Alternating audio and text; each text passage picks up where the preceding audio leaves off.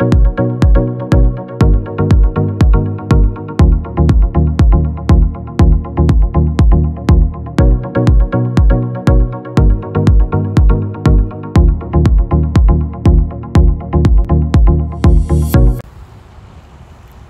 everyone, thanks so much and welcome back.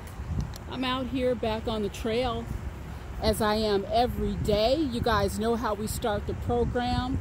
If you have not made your wish, please go ahead and do so. You guys, this is a channel that checks the boxes for you. We've got it all here: mental health, movement, and motivation. It's just such an honor to have you join me. I love this work. And you guys, I'm gonna have to say, I put out a lot of videos over the years. This is perhaps one of them, not perhaps, this is one of the most important videos that I've ever put out. And it's part of a series, Your Traumatic Self. As promised, this is the fourth installation, guys. This is the fourth installation, Your Traumatic Self, how to heal for good. I'm not going for temporary healing. We're looking at long-term, long-range healing.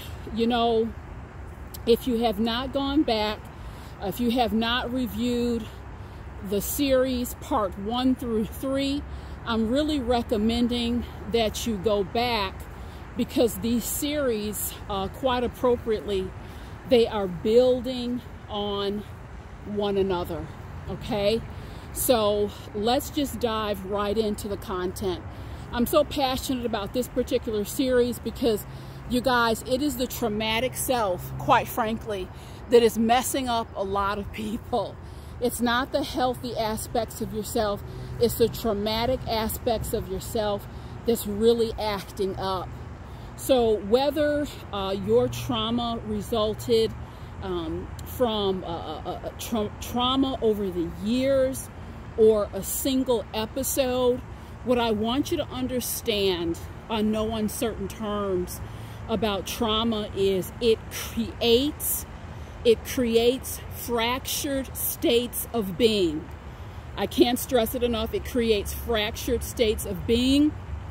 And unless those fractures are resolved, dealt with, and reorganized within you, you're going to be off to the races. I know so many people now, they could be knocking the ball out of the park, but they're literally stuck in quicksand, living out their trauma. Their traumatic selves, it's tripping them up every time. Let me give you an example. And you guys, this is the video. Okay, I'm gonna give you some background information, but this is the video. Toward the end, I'm gonna give you the strategy, exactly what to do, how to heal your traumatic self permanently. So let's continue on, dive in with me.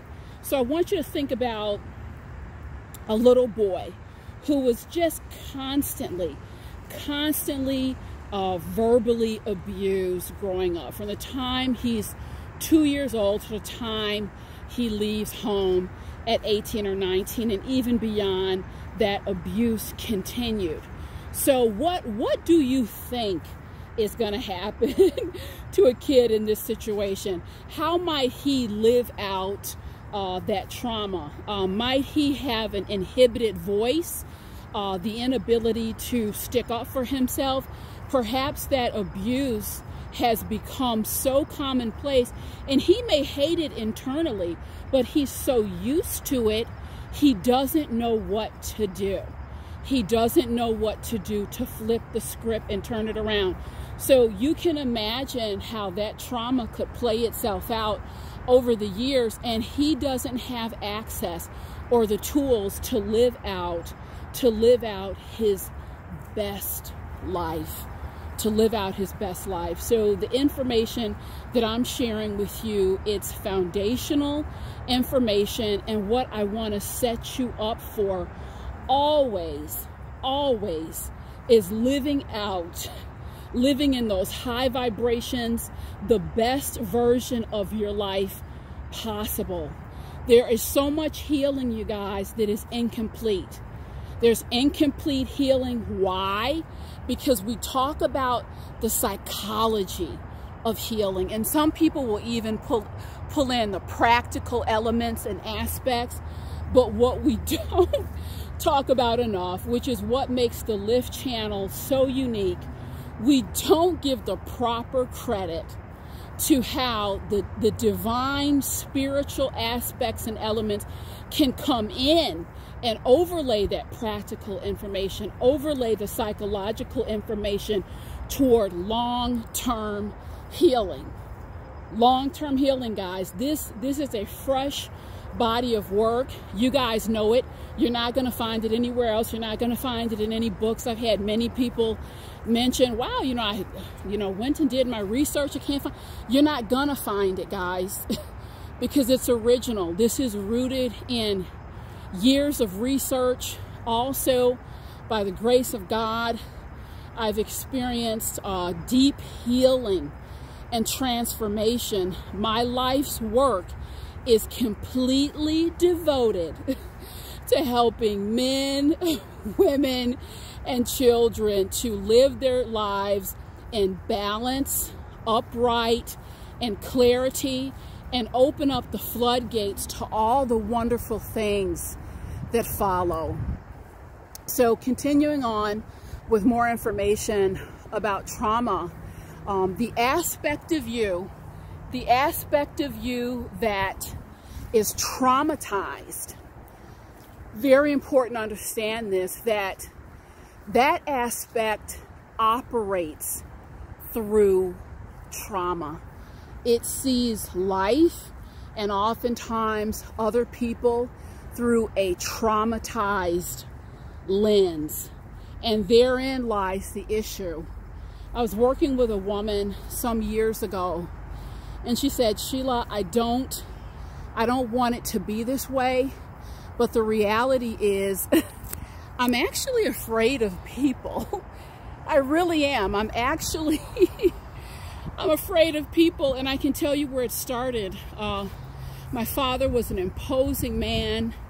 He intimidated me, but right alongside his intimidation, he always had these ominous stories about what would happen if you let people in your life. And it was just a childhood, coming of age, and in adolescence, everything was just rooted in fear and negativity. And I have to tell you, I have inherited that. That is a root cause of my traumatic self and what is going on.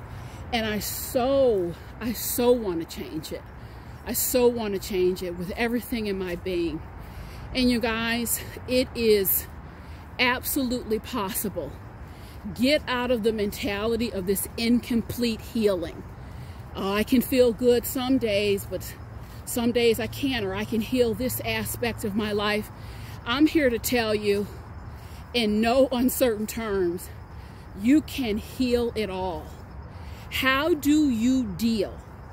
How do you deal with your traumatic self? First thing I want you to understand is the traumatic self exists in 3 states. It is either active, it is dormant, or you can extinguish it altogether. And so the information I'm about to share is really appropriate for everyone, but particularly if you have an active traumatic self and you're looking for that energy, that aspect of you to go dormant or extinguish it. The tools that I'm going to share with you now will absolutely get you there. You do not, I repeat, the same way you would not deal with a traumatized child with a heavy hand, you don't do that. You deal with your traumatic self with compassion, first and foremost, with clarity, and with creativity. And I say creativity because I have to tell you, I have had the most fun of my life dealing with my traumatic self creatively. And you hear that and say, well, Sheila, those don't go together. Stick around, and I think you're going to come to understand what I mean by that. The traumatic self becomes a living, breathing part of your being, a living, breathing part of your personality, and it develops a personality all its own. Absolutely all its own. And there are certain things when you think about the traumatic self and overlaying and healing through not just the psychology of it, but the spirituality. I would liken it to, leaving out the spiritual elements, I would really liken it to setting out to bake a cake. You say, I want to bake this fabulous cake, and you leave out the flour, you leave out the baking soda, and when you're done, you end up with something, but it is certainly not a cake. So the spiritual elements that I'm about to discuss, this brings forth the completion of healing that is often missing. You know, I've worked with people who have been addicted to alcohol, they've been addicted to drugs. So, you know, Sheila, it started out fine. I did get good for a few years, and I just fell back into it. And now it seems like it's worse off than when I started. You guys, that's what I mean when I say incomplete healing. With incomplete healing, you're going back and forth and back. When the healing is complete, it is done. You move forward. Obviously, you got to have your maintenance program, but you move forward to slide and glide. So compassion is where we start.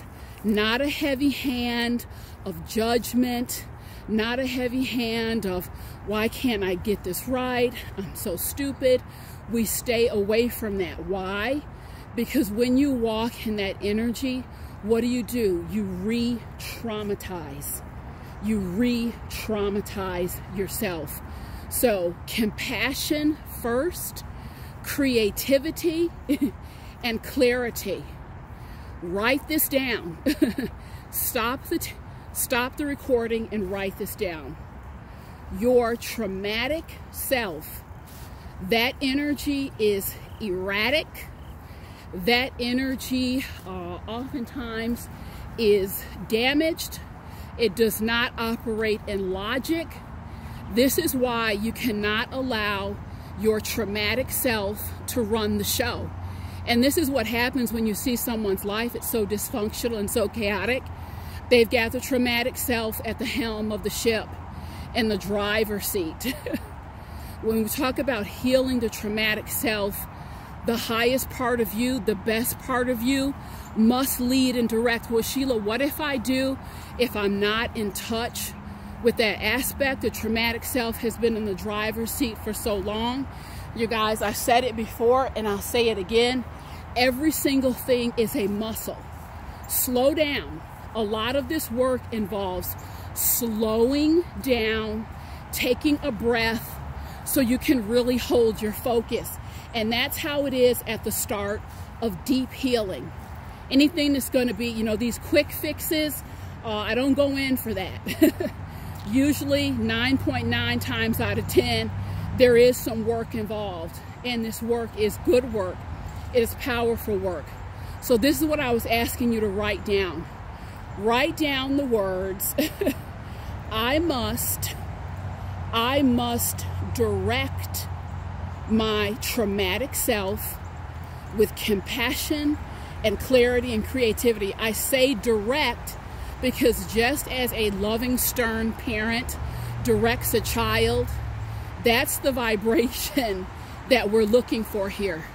I'm going to go into some very specific examples because when I'm teaching this information, I don't know about you, but I learn best through real life practical examples. That has always been a powerful catalyst for me for deep healing. So I want to give you the real life examples. So there was a point in my life, about 16, 17 years ago where I started to really get serious about my professional speaking career. And I will tell you, I started to make some big moves in my life. And they were big moves, and in equal parts, my traumatic self really started to act up. I mean, in full swing.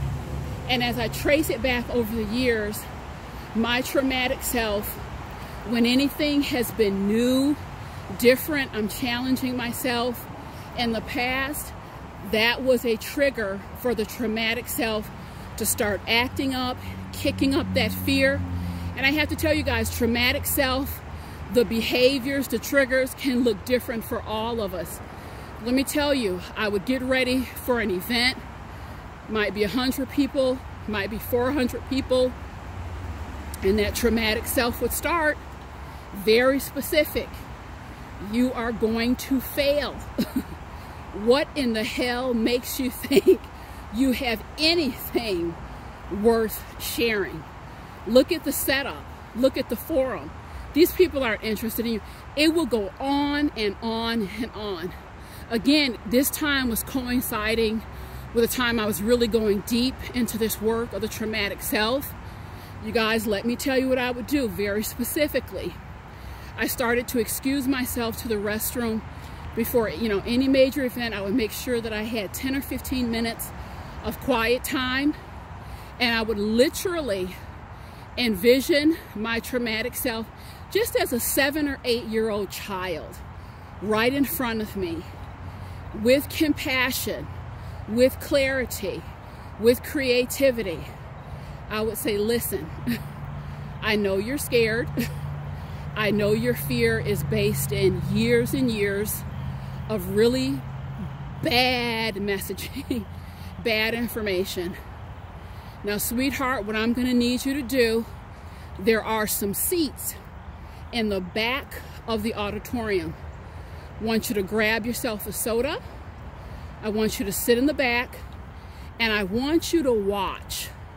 I want you to watch me and how beautiful I'm speaking. Look at the reception from the audience. I want you to write that down and tell me some of the things that you observed. I'll give you a couple days to process it, but tell me some of the things that you observed. And I would literally direct and guide that energy, you guys, because it becomes a living, breathing aspect of you. I would go ahead and direct it into the back of the room. And I am telling you, event after event, knock the ball out of the park. Knock the ball out of the park every time. I directed that traumatic, negative energy. Why is that so powerful? Because think about it. The traumatic self is not much different than anyone else.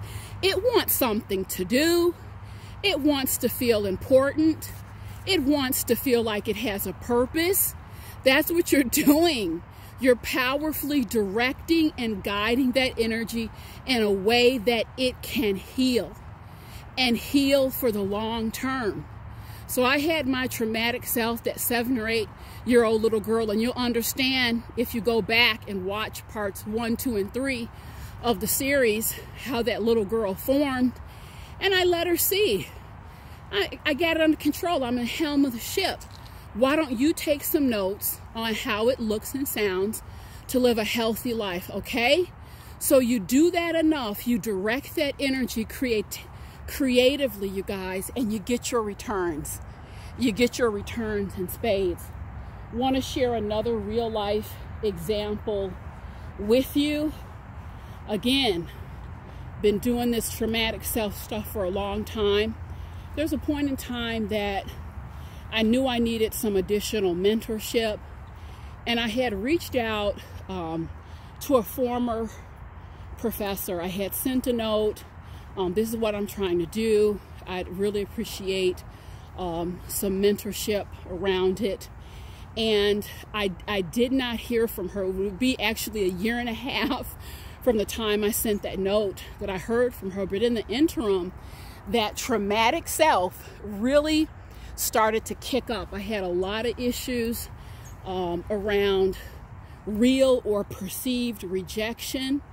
And I am telling you, it was not a pretty sight. What did I do, guys? You will see. You can stop the traumatic self in real time if you train yourself, if you automate this work. I sat down with myself over a hot cup of tea. Sheila, we are not doing this anymore. You have too much to do in your life to be hurt and confused and over all this stuff. Much of it you can't control. What did I do? I gave my traumatic self an assignment using compassion, creativity, and clarity.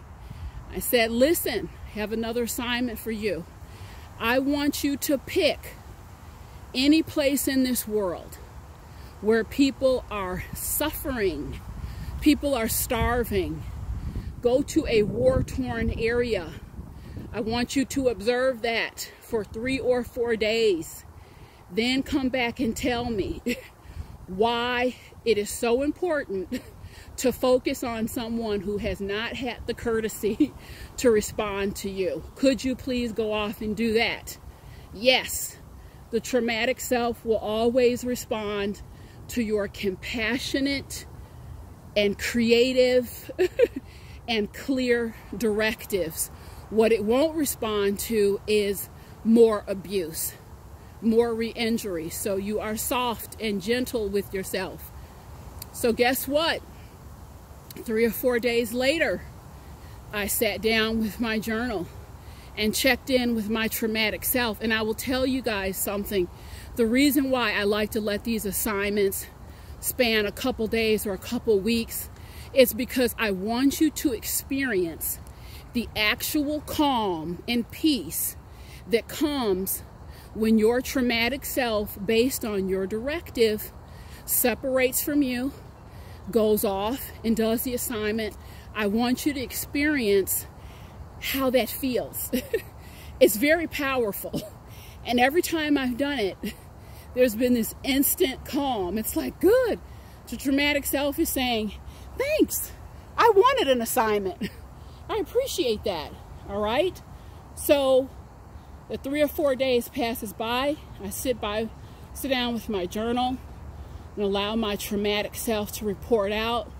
What did you see? I saw that I live in paradise and that this does not matter at all. I can receive the information and the mentorship from someone who is excited to provide it. Done. And when I say done, it was done, guys. It is powerful work. It is palpable work, and I'm telling you, it packs a punch. Last example that I want to give you, because I really want you to see how creatively you can start working with your traumatic self if you're open to it. I had a relationship some years ago. It's one thing for a relationship to end. It's another thing for the relationship to end in a cruel and callous way. And that's how this relationship ended. Some very nasty things were said to me at the end of the relationship, and it really it shook me up. And I think had I not gone deeply into this work of the traumatic self, I mean, it triggered all sorts of issues. Abandonment, wounding, not feeling good enough. But I will tell you, in real time, I sat down with myself. Sheila, no, we don't do this anymore. Talk to my traumatic self. What I'd like you to do is go and give it 3 weeks. I want you to very discreetly observe this person and what you see. Observe a person who could, in such a cruel and nasty way, end in a relationship where someone had been kind, where I had really been kind. I want you to do that.